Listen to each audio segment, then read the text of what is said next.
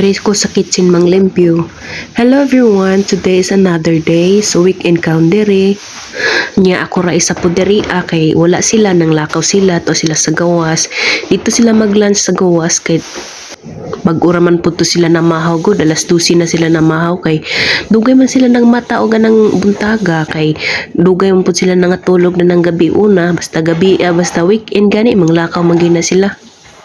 Friday pa lang sa gabi hapon nang lakaw na sila nya karon nang lakaw na pud sila. So ako ra isa diri nabilin, so ako karon diri kay ako ra man isa diri nabilin maglimpyo ko dito sa taas sa second floor, sa first floor og diri sa kuan sa sala sa ubos.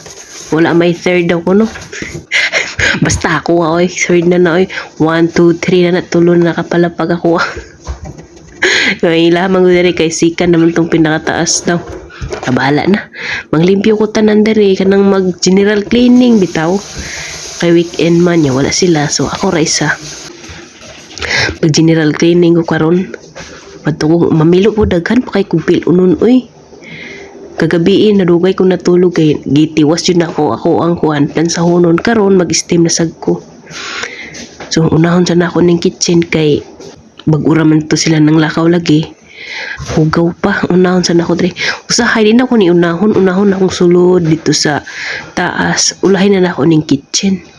Nya karon kay giginahan man ko kay bag-ura man ko pug magkaon gud paniud to.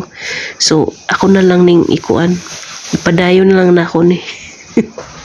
So manghinlimpyo sa ako tani. Ako ning ipang trapuhan kay mga klaro lagi ang fingerprint lagi. Yan sa kung ano sa ilang freezer, ganing sa microwave, magklaro ba kahit touch ramang good ni no. Mga high-tech may ilang kwandere. Ilang gamit. So pag humanan dito na po dayon ko sa taas dayon, dito na po dayon ko sa second floor dayon. Ay perminti dito mag-abog kay ang door bitaw dito no, bisag na ay nakaali. Ano kusuking hangin, musulod dayon ang sun dayon. Mga abog ba musulod. Munang perminti na ko i-vacuum. So diri ra kutob guys, kay perting inita oy. Yalla, bye-bye.